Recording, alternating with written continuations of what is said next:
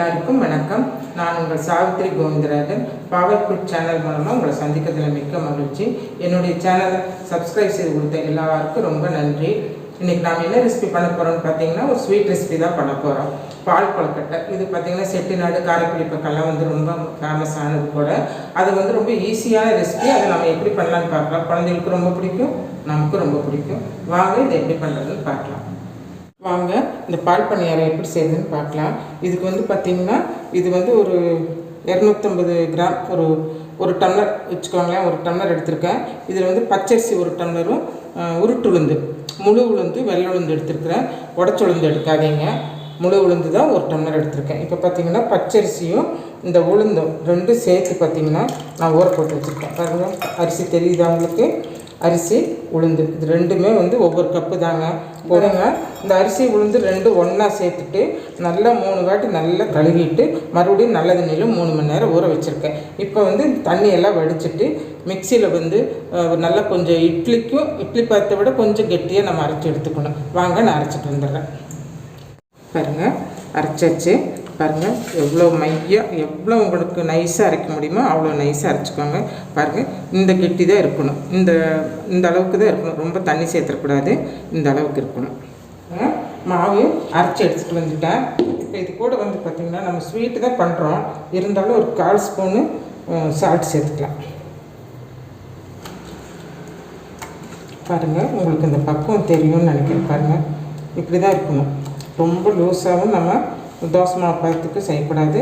இட்லி மாவு மாதிரி இருந்தாலும் பரவாயில்ல. நான் அதை விடவே கொஞ்சம் கெட்டியாக பண்ணிட்டுருக்குறேன். இல்லை, இந்த மாதிரி பக்குவம் இருந்தால் தான் நமக்கு எண்ணெயில் பொரிச்சு எடுக்கிறதுக்கு ஈஸியாக இருக்கும், பொரிக்கிறதுக்கும் நல்லாயிருக்கும். எண்ணெய் ஜாஸ்தி பிடிக்காது. இந்த மாவு பார்த்திங்கன்னா நம்ம புளிக்க வைக்க வேண்டியதெல்லாம் இல்லை. நம்ம அரைச்சிட்டு அப்போவே சுட்டுக்கலாம். எண்ணெய் காஞ்சிருச்சு.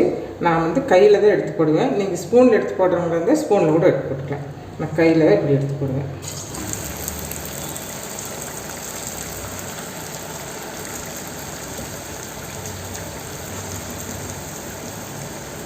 போட்டுட்டு நம்ம திருப்பி விடணுங்க. உளுந்து மாவெல்லாம் போட்டுட்டு நாம் என்ன பண்ணணும்னா, ரொம்ப ஸ்லோவாகவும் வைக்கக்கூடாது, ரொம்ப ஹைலையும் வைக்கக்கூடாது. கொஞ்சம் மீடியமாக வச்சுக்கணும். அப்போ தான் நமக்கு உளுந்து அரிசி எல்லாம் நல்லா வெந்து வரும். ரொம்ப ஸ்லோவாக வச்சுட்டா அந்த மாவு எண்ணெய் பிடிச்சிரும். கலர் எடுத்துக்கலாம். இது வேகிறதுக்கு உள்ளே ஒன்றும் இல்லை, சீக்கிரம் வெந்துடும் உங்களுக்கு. போட்டு இப்போ நம்ம எடுத்துடலாம். பாருங்கள், இந்த ஸ்டேஜில் நம்ம எடுத்துடலாம்.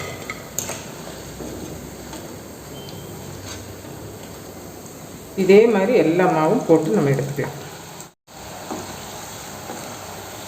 பாருங்கள், நாம் கொஞ்சம் கெட்டியாக போட்டதுனால, கெட்டினா இட்லி மாவை விட கொஞ்சம், இட்லி மாவு பார்த்து விட கொஞ்சம் கெட்டியாக போட்டிருக்கேன். ஊற்றுன எண்ணெய் பாருங்கள் அப்படியே இருக்குது, எண்ணெய் பிடிக்கவே இல்லை. பாருங்கள், பணியாரெல்லாம் பொரிச்சு எடுத்தாச்சு. இனி நம்ம தேங்காய் பால் ரெடி பண்ணிவிட்டு அதில் போட்டு காட்டுறேன். பாருங்கள், தேங்காய் பால் ரெடி ஆயிடுச்சு. தேங்காய் பாலுக்கு நான் நாட்டு சக்கரை சேர்த்துருக்குறேன். நீங்கள் ஒயிட் சுகர் சேர்த்துக்கலாம்.